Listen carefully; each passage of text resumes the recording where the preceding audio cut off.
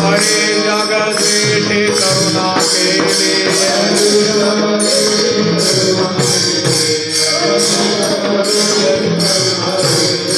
ऐसे वर्म मज दाविना राजना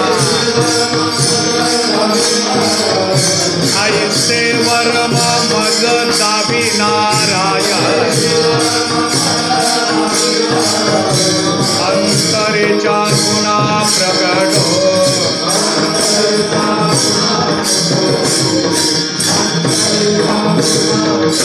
तुका म्हणे मग नाही वृत्तेवरी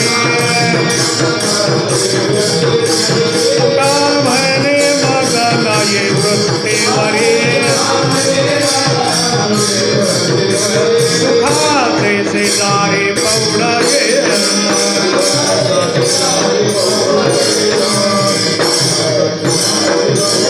ऐसे वर्म मज दाविना ऐसे वर्म मज दाविना अंतरीच्या गुणा प्रगट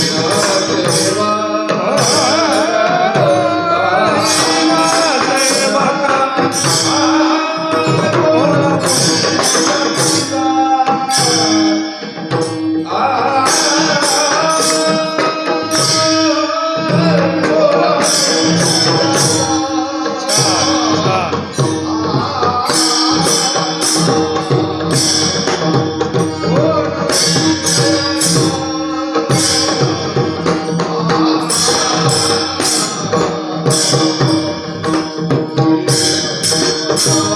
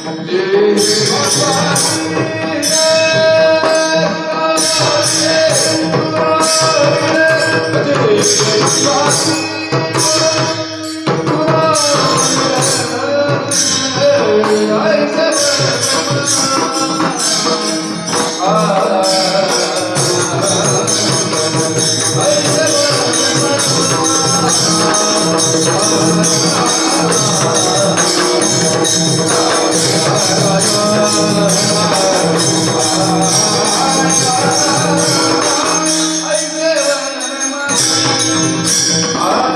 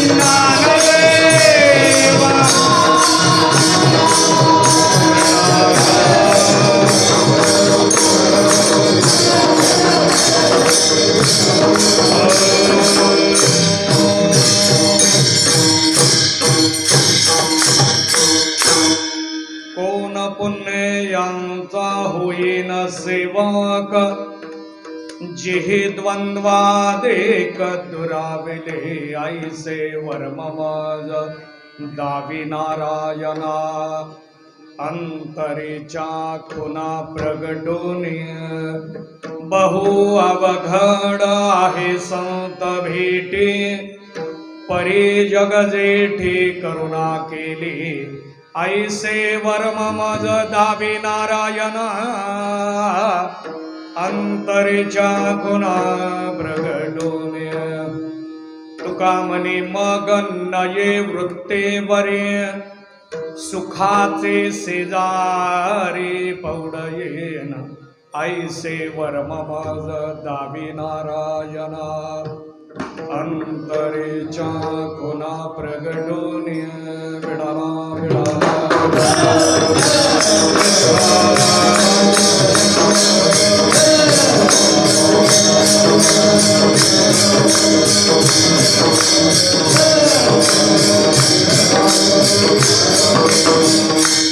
पांडुरंगा करो प्रथम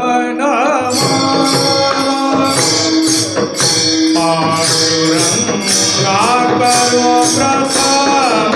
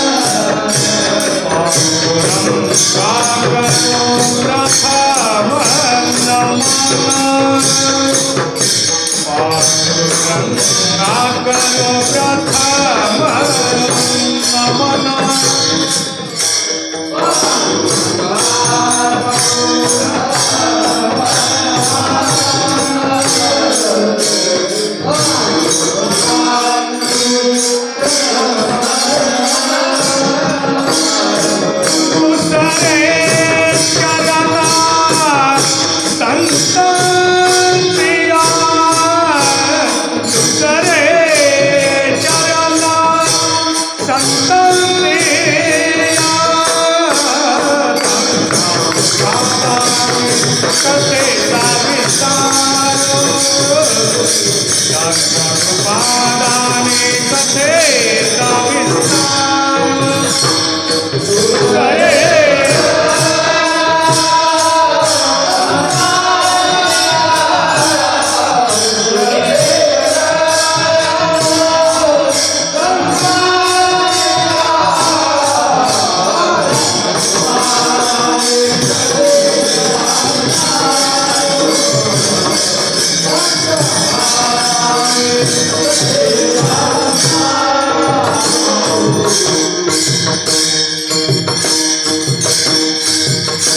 पांडुरंगा करो प्रथम नमन दुसरे चरणा संतांच्या त्यांच्या कृपादाने कथेचा विस्तार बाबा सद्गुरु दास तुका नमो ज्ञानेश्वरा नमो ज्ञानेश्वरा निवृत्ते उदारा सोपान देवा मुक्ताबाये नमो त्रिभुवन पावनी आदत्राय जननी देवाचे प्रस्तुत कीर्तन सेवेसाठी घेतलेला जो अभंग आहे देहूचे संत श्रेष्ठ जगद्गुरु तुकोबाराय यांच्या गाथ्यातील सेवेचं लक्षण मांडणारा चारचरणाचा सर्वांच्या पाठातला अभंग सद्गुरू गणेशनाथ महाराजांच्या उत्सवाच्या निमित्तानं आयोजित करण्यात आलेल्या कार्यक्रमातील आजच्या कीर्तनरूपी सेवेसाठी हा अभंग निवडलेला आहे. नियोजित वेळेमध्ये जो विचार पाहता येईल पाहण्याचा प्रयत्न करायचा आहे. सेवेला प्रारंभ करण्या अगोदर सद्गुरू गणेशनाथ महाराजांच्या चरणी साष्टांग प्रणिपात करून सेवेला प्रारंभ करू.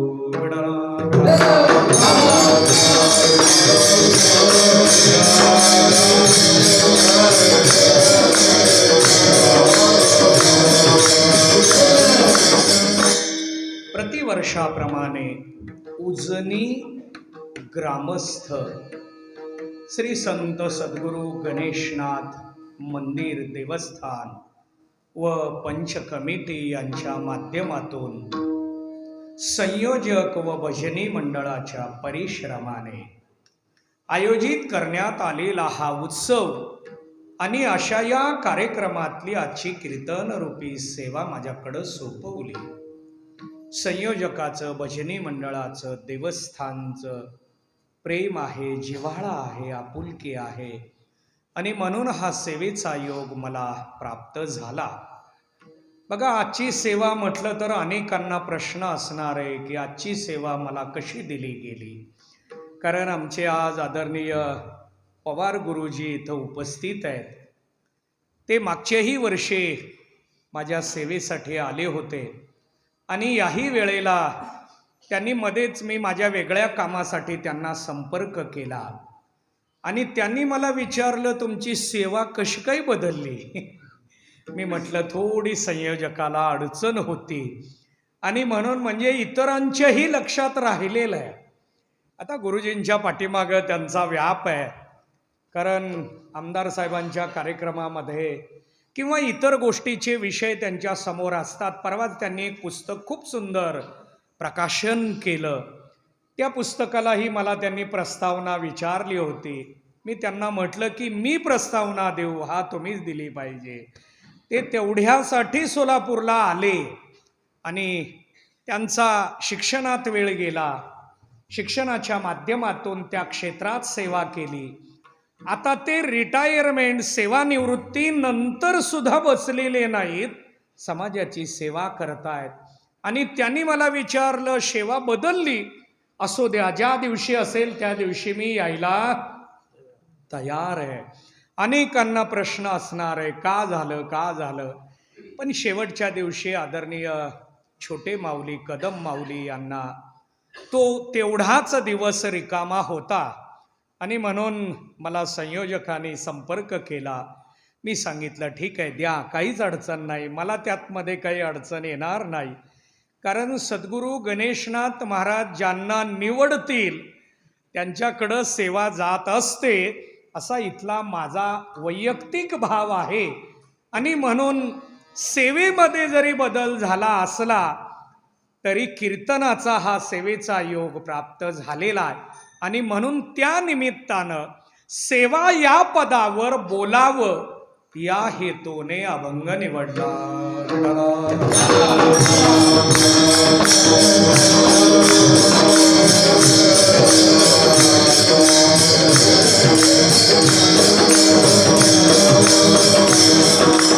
सेवा कशाला म्हणतात, सेवा कुणी करावी, सेवा कशी करावी, सेवा का करावी, वेगवेगळे प्रश्न निर्माण होतात. सध्याची प्रवृत्ती जर विचारात घेतली तर काम नको वाटायला लागलं, सेवा करणारा वर्ग भेटेल का इथं प्रश्नचिन्ह आहे. सेवेवर बोलणं वेगळं, सेवा करणं वेगळं. आपल्याला काही मंडळींना सेवेवर बोलता येतं, म्हणजे आमच्यासारख्याला सेवेवर बोलता येतं पण सेवा करता येते असं नाही. हे स्पष्ट कबूल करावं लागतं. लाईव्ह चालू असला तरी मी कबूल केलंय की सेवेवर बोलणं वेगळं, 1 तास 1.5 तास 2 तास बोलणं वेगळं आणि सेवा करणं वेगळं. वास्तवात सेवा का करायची आहे असा प्रश्न अनेकांना निर्माण होणार आहे.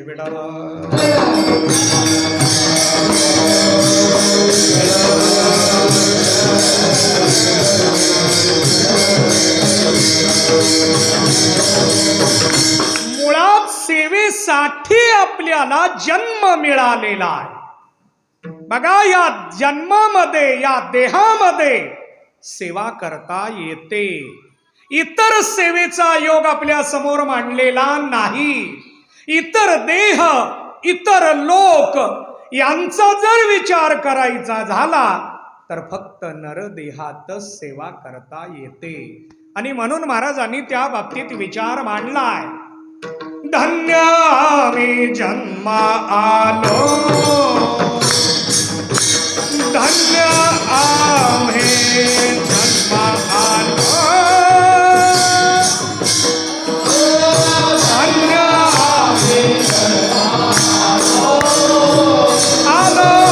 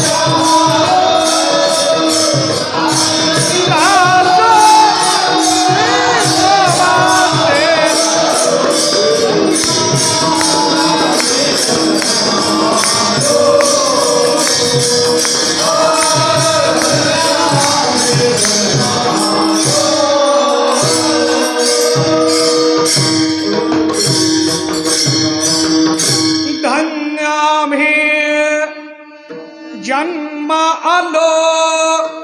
महाराजांनी जन्माला धन्य म्हटलंय. बघा, वेदांताचा विचार केला, शास्त्राचा विचार केला, शास्त्राने जन्माचा निषेध केलेला आहे. पाप पुण्य करोनी जन्मा येतो प्राणी नरदेहा येऊनी हानी केले.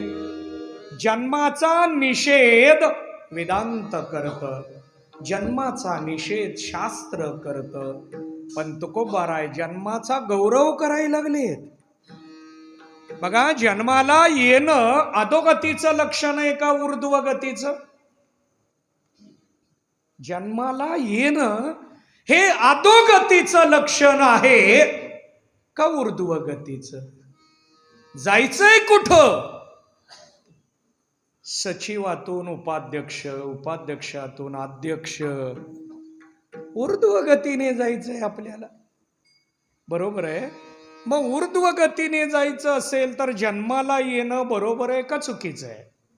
शास्त्र सांगतं चुकीचं आहे. शास्त्रदृष्ट्या जन्माला यायला नको आहे. म्हणून वारीचं एक लक्षण मांडताना महाराज सांगतात, जन्म नाही रे अनेक तुका म्हणे. सर्वांच्या पाठातलं प्रमाण आहे, जन्म नाही. एकदा वारीला गेलो की जन्म चुकतो असा विचार महाराजांनी आपल्या समोर मांडला. जन्म चुकतोय, महाराजांचा तसा अनुभव सुद्धा महाराजांनी मांडलाय. तुका पंढरीसी गेला पुन्हा जन्म नाही आला. नंतर जन्माला नाही, पंढरीला गेला नंतर जन्म नाही. म्हणजेच वारीला गेल्यानंतर जन्म मरण संपत. म्हणून एक विचार सांगितला गेला, जन्म मरणाची एरझारा चुकवण्यासाठी पंढरीची एरझारा करावी.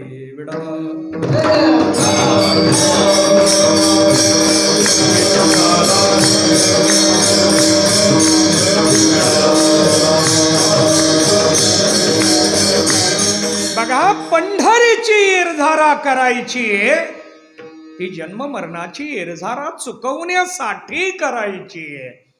मग जन्म चुकवावा असं शास्त्र सांगतं. पण तुकोबाराय तर जन्माचा गौरव करायला लागलेत. मग ज्या गोष्टीचा गौरव केला त्याचं अनुकरण करावं का बाजूला ठेवावं? अनुकरण झालं पाहिजे.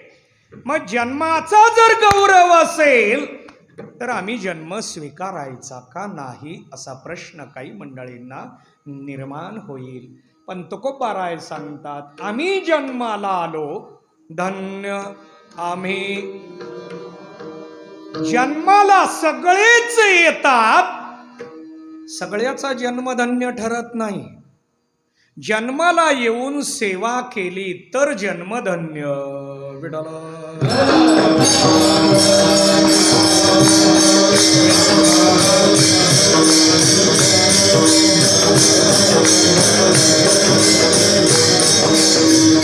बघा, फक्त जन्माला आलो त्या जन्माचा गौरव नाही. जन्माला येऊन फक्त संसार केला जन्माचा गौरव नाही. काही काही मंडळींना जर म्हटलं संयोजकांनी पारायणाला बसा, वेळ कुणाकडे, वारीला चला, वेळ नाही, रजा मिळत नाही. रजा वारीसाठी शिल्लक ठेवायची असते हो. रजा दुसऱ्या गोष्टीला खर्च करू नये याच्यासाठी रजा आहे. नाहीतर आपल्याला मग सुखापासून कायमची रजा घ्यावी लागणार. असो द्या, माझं चिंतन चालू आहे की आपण जर म्हटलं एखाद्याला पारायणाला बसा, वारीला चला, कार्यक्रमाला चला, आपण लगे अडचण सांगतो, वेळ कुणाकडे आहे. मग जातो वेळ कुठं? आपला वेळ चाललेला आहे, कुठं चाललाय? आपला जो वेळ जाऊ लागलेला आहे तो फक्त आणि फक्त प्रपंचात जातोय. देताना आम्हाला हा प्रपंचासाठी वेळ दिलेला नाही, सेवेसाठी दिलाय, वापरायला लागलोय संसाराला. बघा, याच्यावर मी नेहमी बोलतो, देवे दिला देह भजन गोमटा. मी बोलण्या अगोदर प्रमाण म्हणून घेतलं, कोणी देऊ नये म्हणून, कारण मला चिंतन वेळेत बसवायचं आहे आणि त्यामुळं मी अगोदर म्हणून घेतलं. आता त्याचा विचार मांडतो. बघा, देह भजनाला दिला, भोजनाला वापरायला लागलो. अगोदर कीर्तन का अगोदर भोजन? पण मला सांगितलं दररोज अगोदर भजन कीर्तन आहे, पण आज फक्त थोडा बदल झाला. आता तो गावासाठी बदल केलाय, देवस्थाननं कमिटीनं विचार केला, सगळ्यांनी मिळून जेवण करावं, प्रसाद घ्यावा. आणि हा नाथांचा प्रसाद आहे म्हटल्यानंतर प्रत्येक घरात जावा असं नाही, प्रत्येक व्यक्तीपर्यंत गेला पाहिजे. आणि या अनुषंगाने सुरुवातीला भोजन का भजन हा माझा मुद्दा होता. आता यातला वर्तमान काळ घेऊ नका, जीवनाचा विचार घ्या. भोजनाला, संसाराला, भोगाला जन्म मिळाला का भजनाला, सेवेला मिळाला? विडाला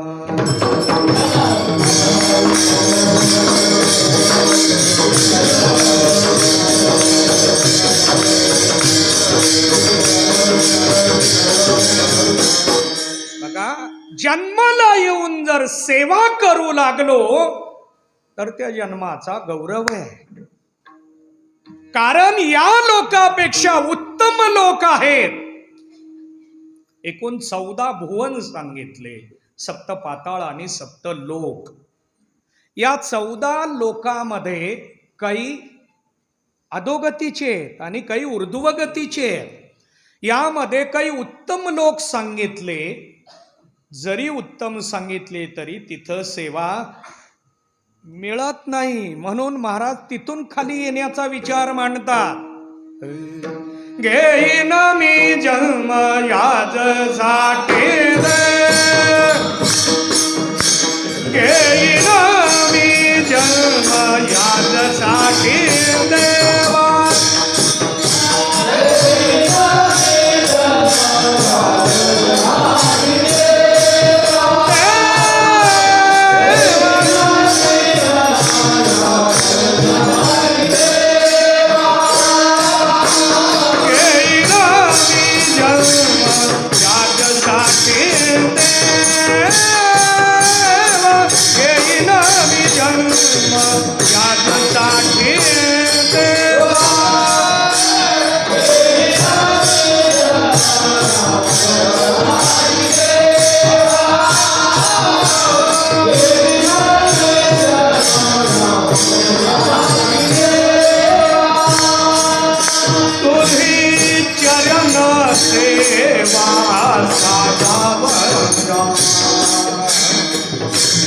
तुझी चरण सेवा साधावया, हरिनाम कीर्तन गाते तुझा, हरिनाम कीर्तन गाते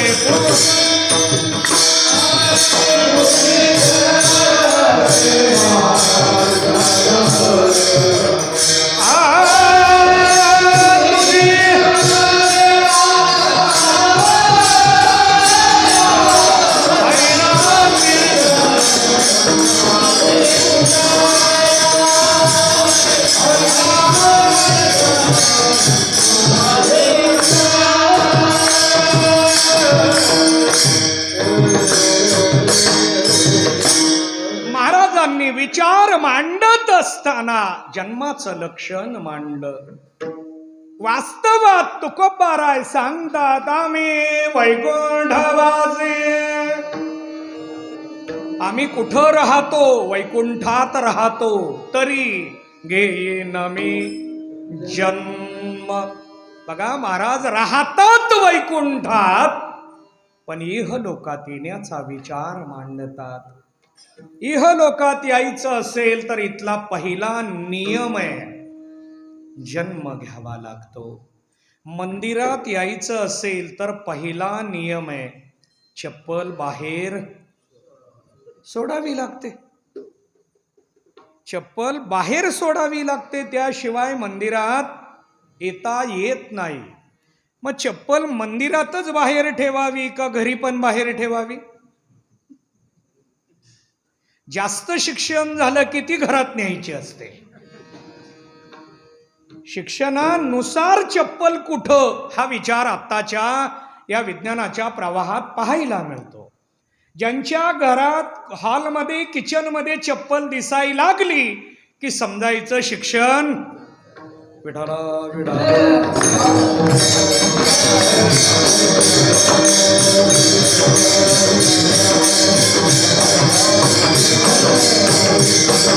आता काही मंडळी म्हणतात फरशीनं सर्दी होतोय हो, एवढे नाजूक झालो आपण. आता फरशीने जर सर्दी होत असेल तर बाहेर तीर्थक्षेत्राला वगैरे आंघोळीला किंवा कसं जाणार आपण? आपण घरातली फरशी जर पचवू शकत नसेल, सर्दीमुळे चप्पल नाही, शिक्षणामुळे चप्पल आहे. याचा अर्थ शिकू नये असं माझं म्हणणं नाही. शिक्षणाबरोबर संस्कार असावे एवढाच माझ्या आत्ताच्या बोलण्याचा विचार आहे. याला जास्त वेगळीकडं नेऊ नका. लाईव्ह असल्यामुळं मी थोडी त्यात सुधारणा केली. चला ठीक आहे, कारण घरी असलेल्या मंडळींना सुद्धा तो संदेश पोचला पाहिजे. आणि म्हणून आत्ता शिक्षण गरजेचं आहे, पण संस्कार अत्यंत गरजेचे आहेत. शिक्षणाबरोबर संस्कार असावेत. चला, माझं चिंतन चालू आहे. पहिला नियम चप्पल कुठं सोडणं. तसं इहलोकात यायचं असेल तर पहिला नियम आहे जन्म स्वीकारावा लागतो. जन्माला आल्याशिवाय सेवा करता येत नाही. बघा, चाल म्हणायची असेल तर स्वर लागतो का ताल लागतो? हे उजनीत सांगायचं म्हणजे धाडस आहे. बरोबर आहे का? आता आमचे आदरणीय कुलकर्णी काका आहेत, काही बरीच मंडळी आहेत, विशारद झालेली मंडळी या गावात आहेत. संगीताचा क्लास, संगीताचं केंद्र या गावात आहे. आणि म्हणून इथं याच्यावर बोलणं म्हणजे धाडस होणार आहे. बघा, चाल म्हणायला म्हटलं मी, भजन म्हणायला म्हटलं नाही. बघा, भजनाचा पुन्हा अर्थ वेगळा होतो. चाल म्हणायची असेल तर स्वर लागतो का ताल? आत्ताच्या काळात लय नसला तरी, आत्ताच्या काळात म्हणतो मी, लय संपवली या सगळ्या मंडळींनी. अलीकडं लयच दिसेना. इतकं धावपळ चालू झाली. पण किती धावपळ केली तरी कीर्तन 11च्या आत संपणार. 11 वाजून 2 मिनिट होणार नाहीत हे नक्की आहे.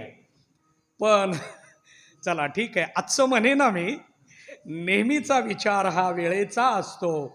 आपण चाल जरी गतीनं म्हटली तरी कीर्तन तेवढ्याच वेळेत आहे. लय असावी, प्रत्येक म्हणण्याला लय असावी. अलीकडं लय बाजूला गेली, उच्चार बाजूला गेले. फक्त आलाप म्हणायचा आणि ज्यांना पाठ आहे त्यांच्या समोर माईक सरकवायचा. सगळंच त्याला म्हणू द्या ना, जाऊ द्या, एखादा स्वर त्यांचा जाईल, पण पाठांतर असल्यामुळं चाल तरी व्यवस्थित म्हणतील. बरोबर आहे. पण असो द्या, ठीक आहे. माझं चिंतन काय आहे की आपल्याकडे काय काय असावं, हा माझा मुद्दा चालू होता. बघा, नरदेहाला आल्याशिवाय सेवा करता येत नाही. सेवा करायची आहे. मग सेवा जर करायची असेल तर या देहाला यावं लागतं. देहाला आलो. आता प्रश्न आहे, कोणती सेवा करावी? सेवा करायची इथपर्यंत ठरलं. चाल दिली, कोणती म्हणावी? म्हणायची हे नक्की आहे.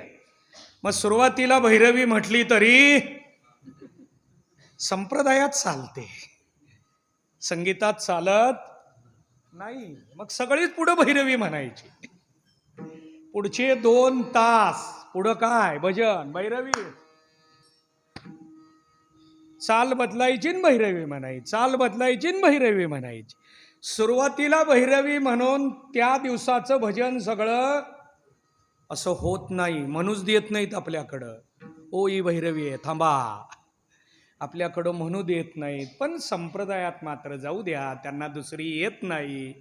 तेवढी एकच पाठ आहे, 40 वर्ष झाली.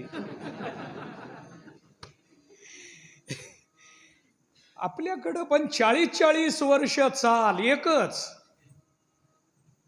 असो द्या, एक का असेना पण सेवा आहे. आम्ही त्या सेवेमध्ये आहोत.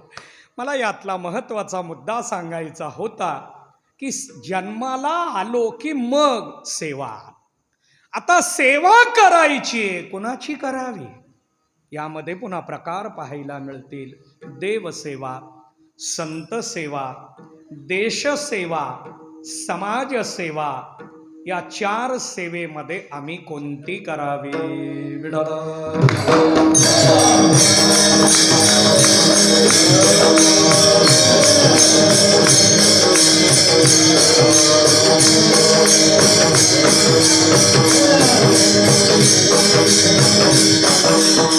बघा, याच्याशिवाय आणखी काही सेवा आपल्याला सांगता येतील.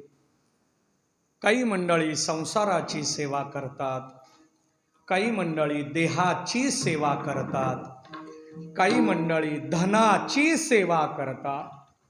कुणी कोणती सेवा करेल काही सांगता येत नाही, पण या प्रत्येक सेवेचा परिणाम दुःख आहे. संसाराच्या तापे तापलो मी देवा, करिता या सेवा कुटुंबाची. कुटुंबाची सेवा करता करता त्रस्त झालो, दुःखी झालो. कुटुंबाची सेवा करून काही मिळालं नाही. बघा किती कष्ट केले परिवारासाठी, पण एकही मुलगा सरळ बोलत, वाक्य मी अर्धवट ठेवलंय, पूर्ण केलेलं नाही. बघा आपण कुणासाठी वेळ खर्च करतोय. जी मुलं उलट बोलतात, जी मुलं आपलं ऐकत नाहीत, त्या मुलांसाठी आपला वेळ चाललेला आहे. मग अशा मुलांना वेळ देण्यापेक्षा नाथ महाराजांच्या मंदिरात येऊन सेवा करण्यात वेळ द्यावा. मंदिरातली सेवा केली तर महाराज प्रसन्न होतील आणि जीवन आनंदी बनेल. कुटुंबाची कितीही सेवा केली तरी मुलं सरळ होत, वाक्य भरून घ्या ज्याच्या त्याने, कारण आत्ताची मुलं मुलंच आहेत.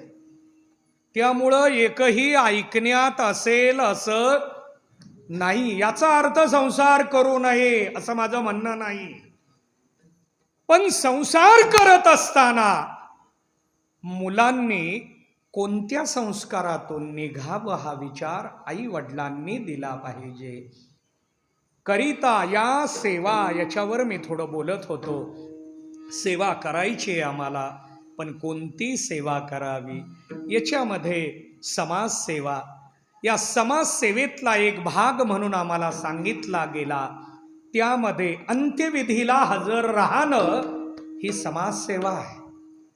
आणि म्हणून एखाद्याचा अंत झाला, मरण आलं की आपल्याला माहिती मिळाली की हजर राहतो. बोलवण्याची अपेक्षा असते का? पण कीर्तनाला पत्रिका आल्याशिवाय हजरच नाही. यावर्षी पत्रिकाच दिली नाही हो संयोजकांनी, किमान व्हॉट्सअपवर तर पाठवायला पाहिजे होती. तेवढा पण वेळ मिळाला नाही का? अहो संयोजकासाठी कीर्तनाला यायचं नाही, महाराजांसाठी कीर्तनाला यायचं आहे. आपल्याला संयोजक बोलवतील, पण अडचणीमुळं त्यांना जमलं नसेल, पत्रिका देता आली नसेल, अनेक नियोजन समोर असतं, अनेक विषय असतात, कधी कोणता विषय वेळ खाईल सांगता येत नाही, आणि म्हणून पत्रिका पाठवणं शक्य झालं नसेल. आपण महाराजांसाठी आलं पाहिजे. अहो या गावचं भाग्य इतकं मोठं आहे. प्रत्येक गावातला सप्ताह फक्त 8 दिवस असतो, पण या गावात 15 दिवस आहे. किती मोठं भाग्य आहे. 15 दिवस कसे जाणार हा विचार नाही करायचा. 2 सप्त्याच्या सेवेची पुण्याई, 2 सप्ताहाच्या सेवेचा योग एकाच उत्सवामध्ये मिळतो. हा भाग्याचा विचार आमच्याकडून झाला पाहिजे. बघा सेवा करायची आहे, माझं चिंतन चालू आहे. अंत्यविधीला हजर राहणं ही सेवा आहे. लग्न कार्याला हजर राहणं ही सुद्धा एक सामूहिक समाजाची सेवा सांगितली. फक्त यात आमच्यात थोडा फरक झाला. अंत्यविधीला बोलवायची अपेक्षा आम्ही करत नाही, पण लग्नाला पत्रिकाच नाही हो. 2 वेळा समोरनं गेले, काही बोलले नाही, तर कशाला जायचं लग्नाला? आता लग्नाला जाण्याची प्रथा पूर्वी का चालू झाली? कुणाचं कुणाबरोबर लग्न झालं याचे साक्षीदार असावेत. पूर्वी व्हिडिओ नव्हता, फोटो नव्हता, पत्रिका नव्हत्या. साक्षीदार असावेत याच्यासाठी हजर करणं, साक्षीदार जास्तीत जास्त जमा करणं, या विचाराने लग्नाला बोलवलं जायचं. हा एक भाग.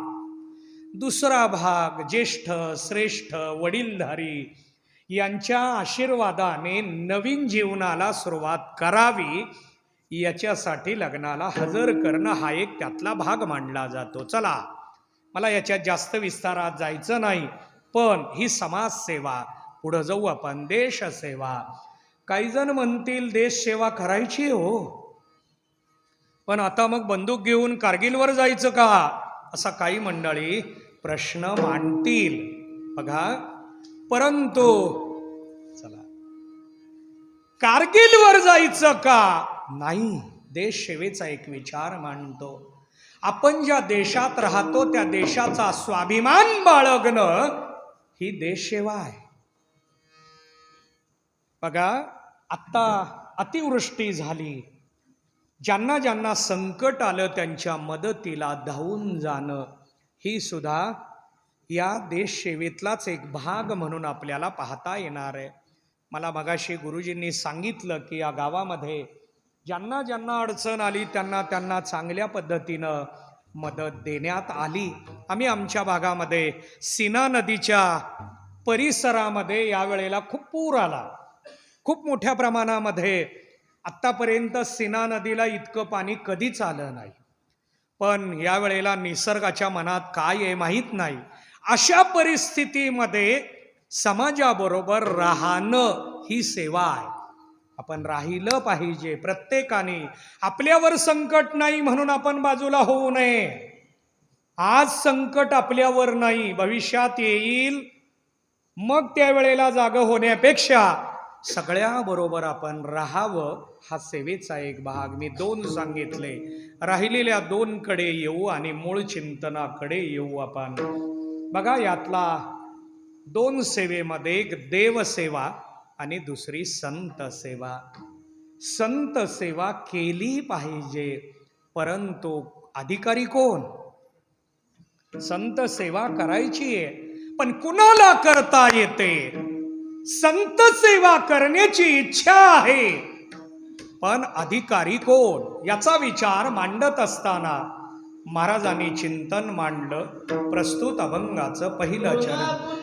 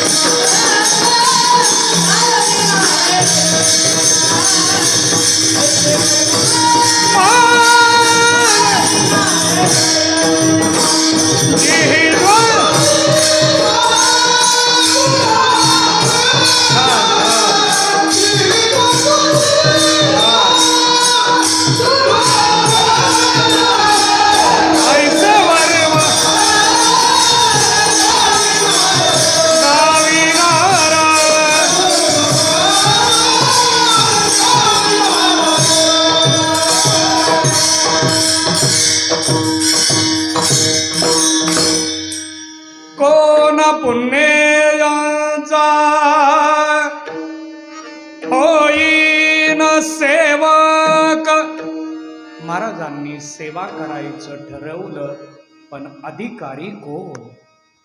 बघा, आपण सुद्धा सप्त्याचं संयोजन करताना तारखा कोणाला द्यायच्या? मग नावं भरपूर येतात. 15 कीर्तनेत नावं 35-40 नावं येतात. मग त्यात संयोजक, यांना गायन नीट येत नाही, बाजूला काढा. यांना बोलता नीट येत, बाजूला काढा. आपण अधिकारी शोधतो. काही मंडळी म्हणतात सेवाभाव पहान यांना द्या.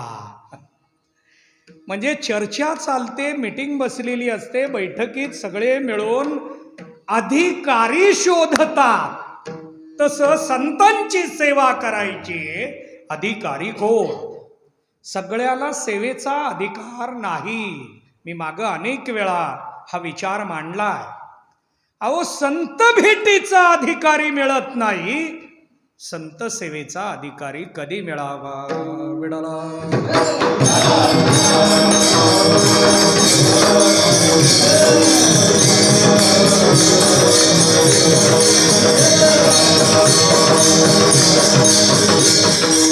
बघा, संत सेवा करण्याचा अधिकारी कोण? आम्हाला संत सेवेचा अधिकारी पाहायचा असेल तर ज्ञानेश्वरीचा पहिला अध्याय पाहावा लागतो. म्हणून जाणतेने गुरु भजिजे, तेने कृतकार्य होईजे. जैसे मूळ सिंचने सहजे, शाखा पल्लव संतोषते. सगळी ओवी मांडत नाही, यातलं एकच पद मांडतो. जाणत्याने गुरुभक्ती करावी, गुरुसेवा करावी. म्हणजे जाणत्याने संत सेवा करावी. प्रश्न आहे, जाणतं कुणाला म्हणावं? ज्यांनी जास्त लग्न जमवली त्यांना जाणतं म्हणावं, का ज्यांनी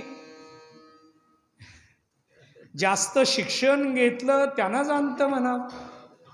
ज्यांच्याकडे पैसा भरपूर आहे त्यांना जाणतं म्हणावं, का ज्यांचा नावलौकिक मोठा आहे त्यांना जाणतं म्हणावं? जाणतेनी प्रश्नचिन्ह आहे. तर याच्यावर भरपूर बोलता येईल, पण वेळेत मला अभंग बसवायचा आहे आणि म्हणून पुढं जाऊ आपण. जाणतं कुणाला म्हणावं एका वाक्यात सांगतो. ज्यांना संत संत रूपात ओळखता येतात त्यांना जाणतं म्हणावं.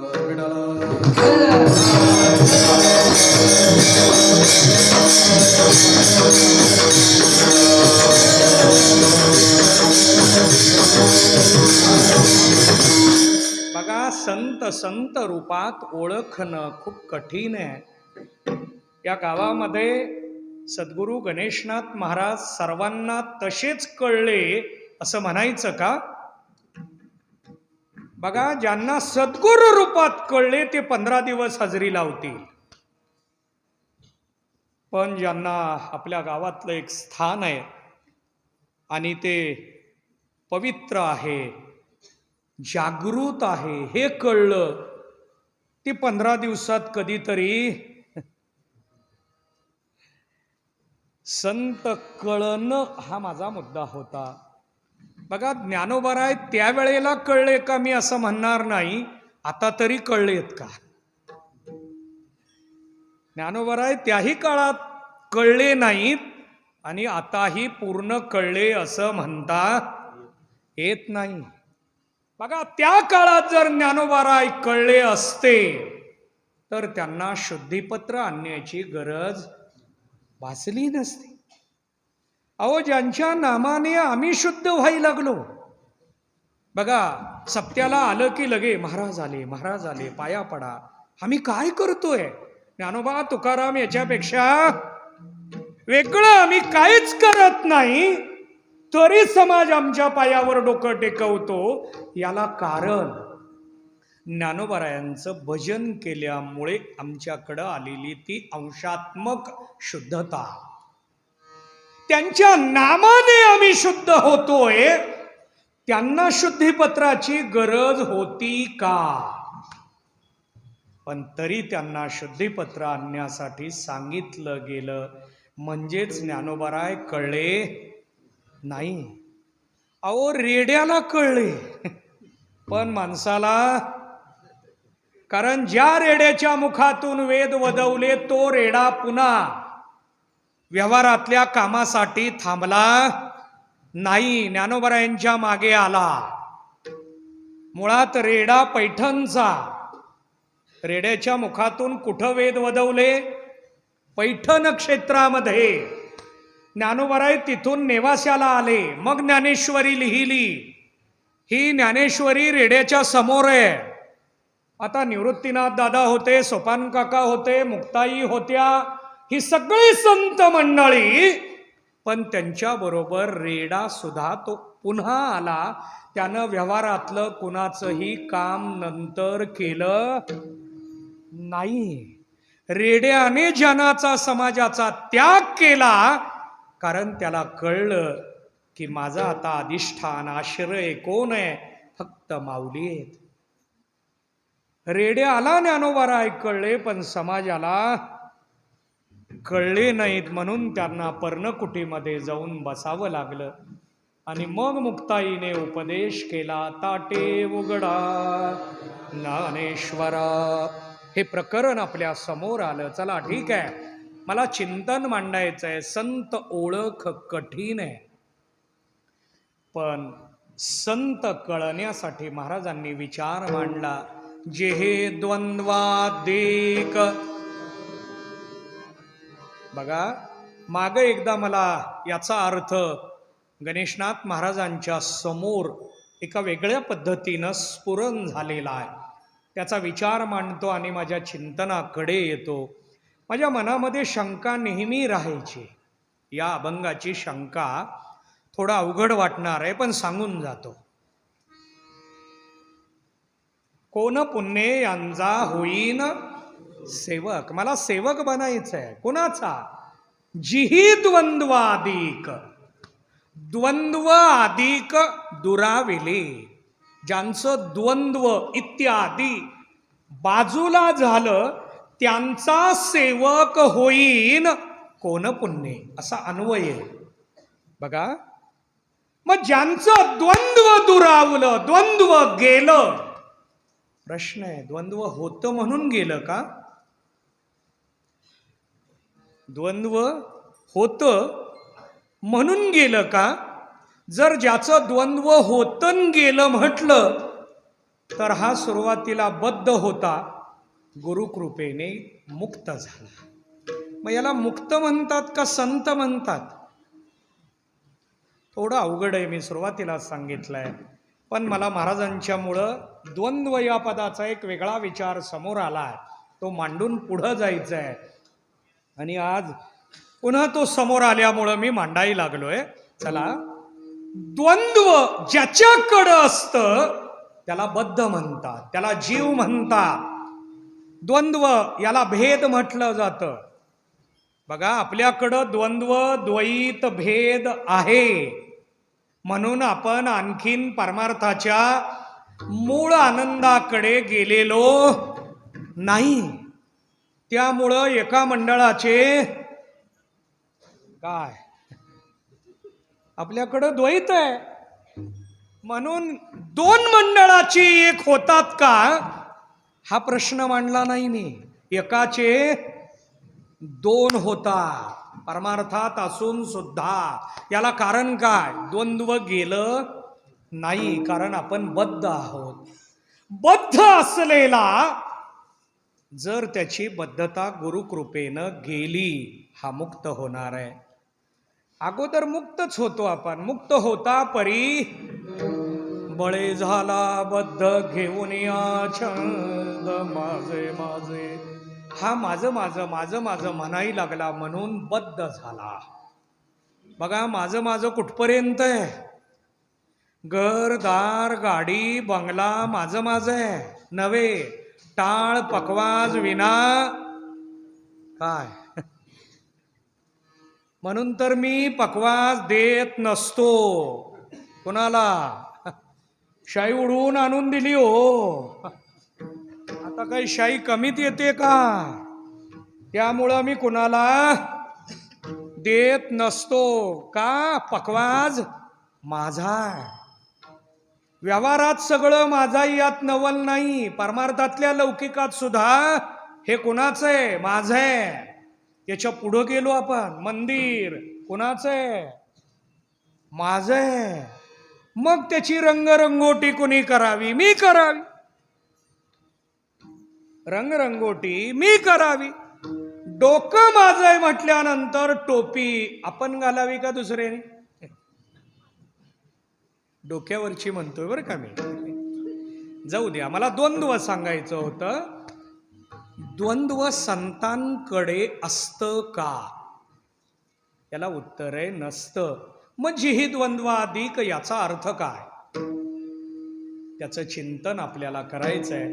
सर्वांनी मोठ्या प्रेमानं एक वेळ भजन करू, नंतर उर्वरित चिंतन. विठोबा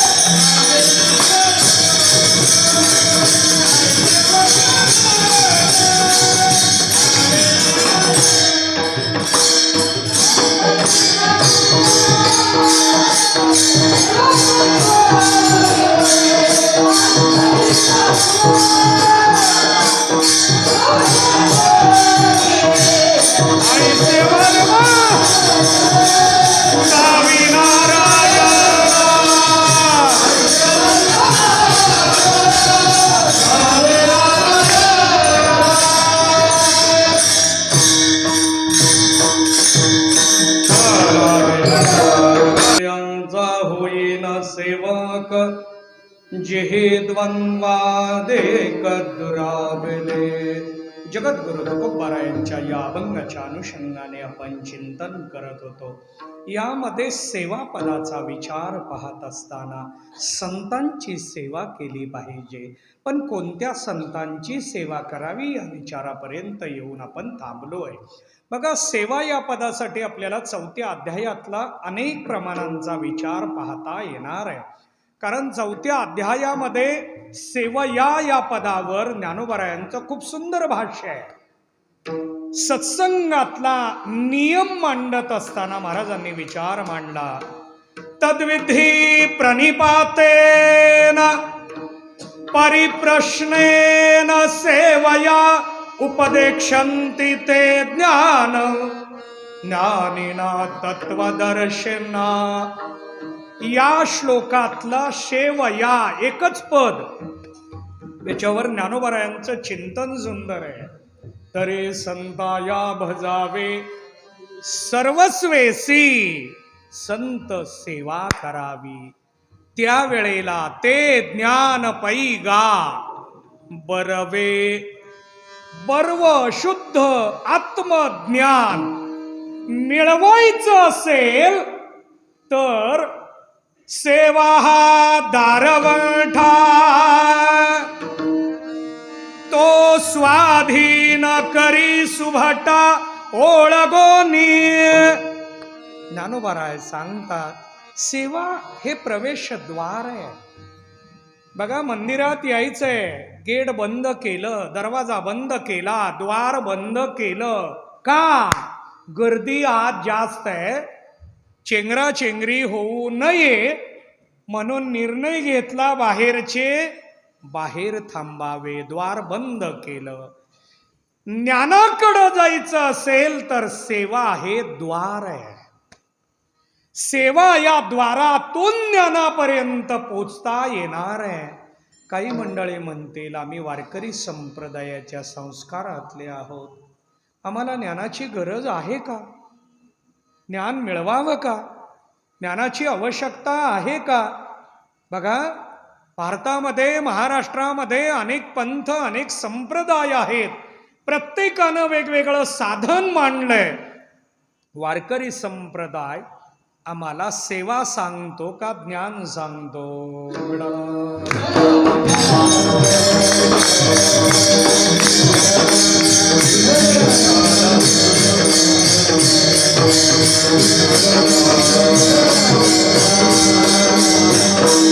बघा, सेवा हे एकमेव माध्यम मांडलं, पण सेवेने ज्ञानच सांगायचंय. सेवेतून ज्ञानाकडे जायचंय. ज्ञानाची गरज काय? ज्ञान आम्हाला ध्येयाकडं घेऊन जाण्यासाठी उपयोगाचं आहे असं नाही. ज्ञान हे पात्रतेसाठी उपयोगाचं आहे. आता यात मला जास्त वेळ खर्च करता येणार नाही, कारण चिंतन अवघड आहे. ज्ञानाने प्राप्तव्य आहे का पात्रता आहे? प्रश्न पुन्हा मांडू का? ज्ञानाने प्राप्तव्य आहे का पात्रता आहे? पात्रता म्हटलं की अधिकार, प्राप्तव्य म्हटलं की ध्येय, साध्य. ज्ञानाने साध्य प्राप्ती आहे का ज्ञानाने अधिकार आहे? पण वारकरी संप्रदायाचा विचार केला तर अधिकार आहे, आणि अध्यात्माचा विचार केला तर प्राप्तव्य आहे. ज्ञानाशिवाय अज्ञानाची निवृत्ती होत नाही ना. अज्ञान गेल्याशिवाय यथार्थ सेवा घडत नाही. बघा, आपल्याकडे आता गुरुजींच्या काळातलं शिक्षण वेगळं आणि आत्ताचं शिक्षण वेगळं. आत्ता शाळेमध्ये जाणारा विद्यार्थी फक्त शाळेत जातो का ट्युशनला सुद्धा? म्हणजेच आत्ताच्या शाळा व्यवस्थित शिकवत असं म्हणायचंय का? असं मी म्हणत नाही बरं का. लाईव्ह चालू आहे, अडचण यायला नको पुन्हा.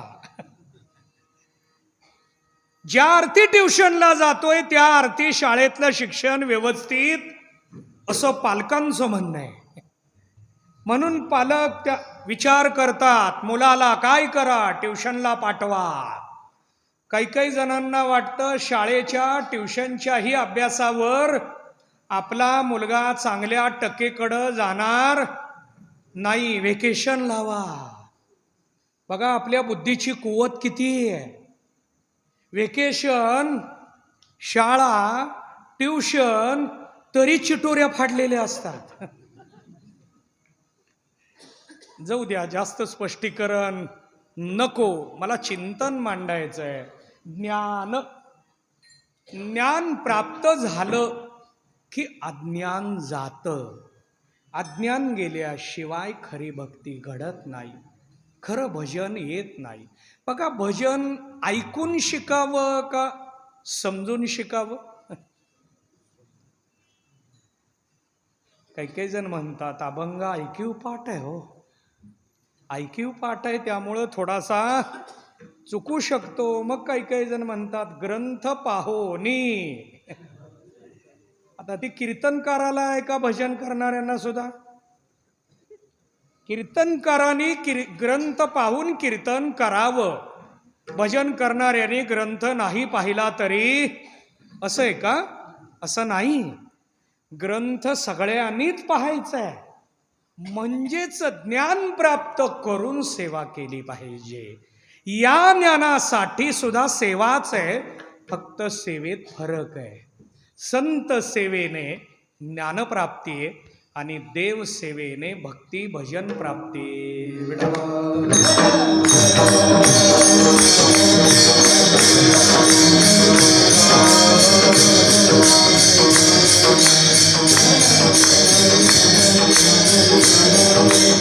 बघा, संत सेवेने आम्हाला ज्ञानाची प्राप्ती होते. हे ज्ञान प्राप्त झालं, अज्ञान जातं, सर्व दुःख जातं, बंधनं जातात, आणि मग आम्ही खऱ्या अर्थानं भक्ती करायला, भजन करायला पात्र ठरतो. या भूमिकेला जो आला त्याचं द्वंद्व गेलं. हा जीव आहे, याची जीवदशा नष्ट झाली. नाशे जीवपण भवरोग, दिलींद्रिय हातपाय कान, डोळे मुख बोलाया वचन, जेने तू जोडसी नारायण. नाशे जीवपण भवरोग. द्वंद्व गेलं म्हणजे होतं गेलं त्याला बद्ध म्हणतात, त्याला जीव म्हणतात. संतांकडे द्वंद्व नाही तरी सुद्धा महाराज जीही द्वंद्वादिक असं का म्हणतात, इथपर्यंत येऊन आपण थांबलो होतो. यातला एक बारकावा मांडतो.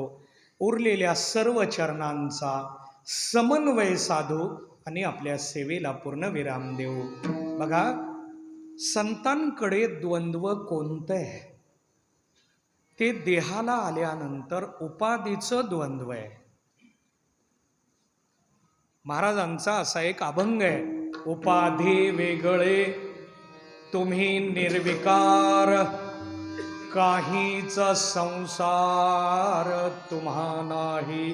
इथल्या काही शब्दाला महत्व आहे. काहीच संसार नाही, मग पारमार्थिक संसार नाही. आणि बघा, कमरेला चाव्या भरपूर आहेत. एकानं विचारलं कशाचे आहेत? घराच्या पण आहेत आणि मंदिराच्या पण आहेत. बघा, मंदिराला चावी असावी का?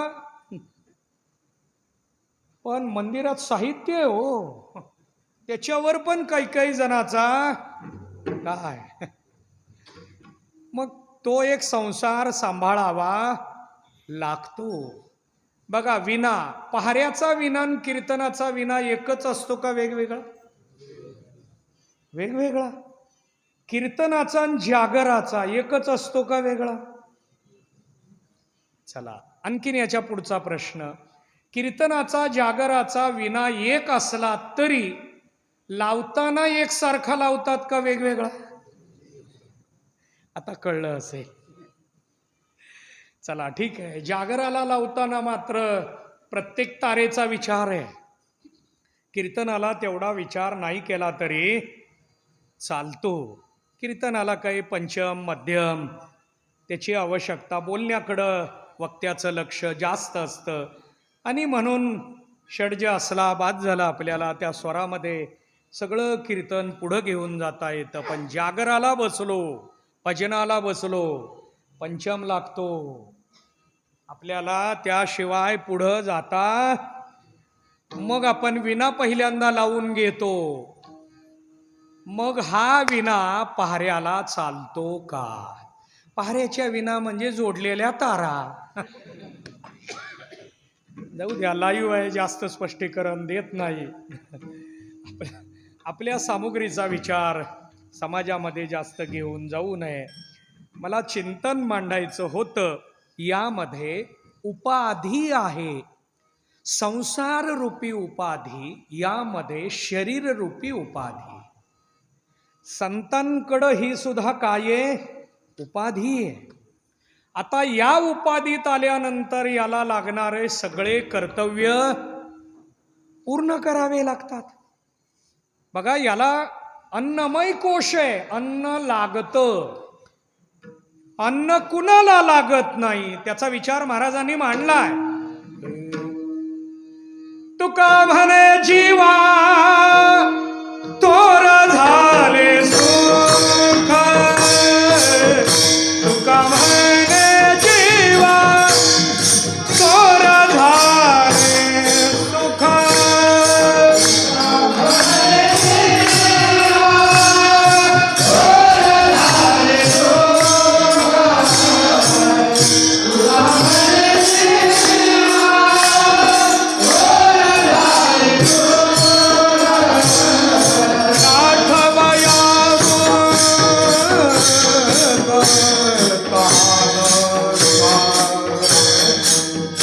नाठवया भूका तहान काही,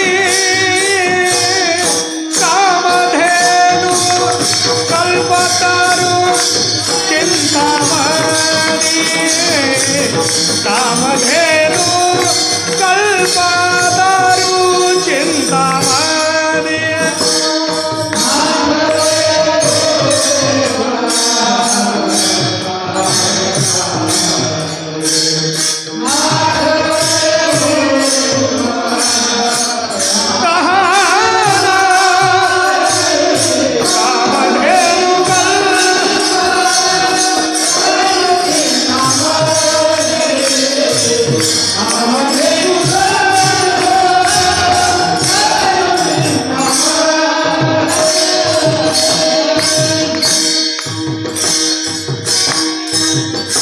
नाठवया भूक तहान काही.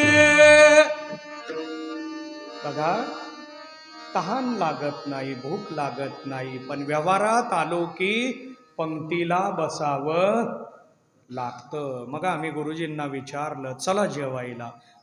मंदिरात प्रसाद घेतला म्हटले. बघा, पंक्तीला बसावं लागतं. समाजाबरोबर राहायचं म्हटलं की उपाधीचा विचार आहे. उपाधी रूपी द्वंद्व आहे, हा एक विचार पाहावा लागतो. ज्ञान प्राप्त झाल्यानंतर ज्ञानरूपी उपाधी आहे, हा दुसरा मुद्दा आहे. ज्ञानरूपी उपाधी सुद्धा बाजूला ठेवावी लागते. त्याचा विचार ज्ञानोबरायांनी हरिपाठाच्या 6व्या अभंगात मांडलाय. कापुराची वाती उजळली ज्योती ठाईच समाप्ती झाली जैसे. ज्ञानोबराय सांगतात कापूर प्रज्वलित केला, अग्नी दिला. कापूर आणि अग्नी किती आहेत? 2 आहेत. आता पुढं काय होतात? दोघं मिळून 1 होतात. एकरूपता सुद्धा संपते. ठाईच समाप्ते. ही एकरूपता रूपी द्वंद्व जिही द्वंद्वादेक दुराविली. ऐसे वर्म मज दावी नारायणा. नारायणा देवा, हे वर्म आम्हाला दाखव अंतरीच्या खुना.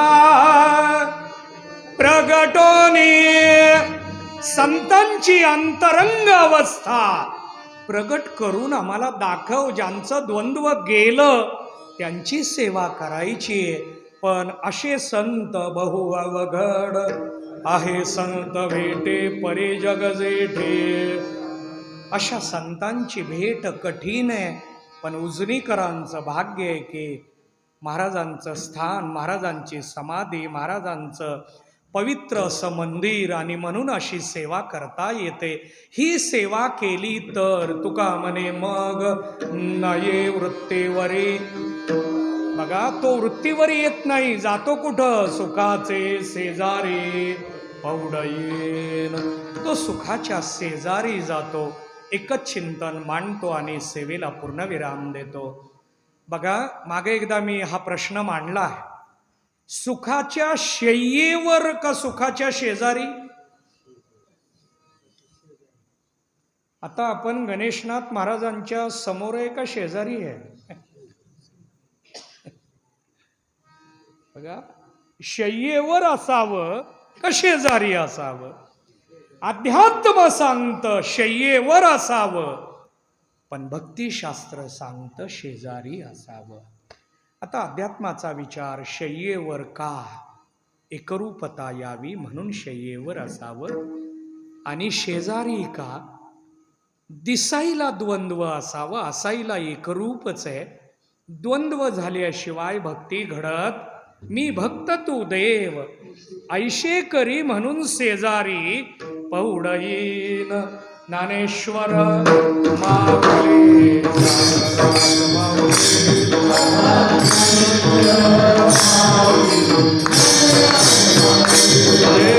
ज्ञानेश्वर माऊली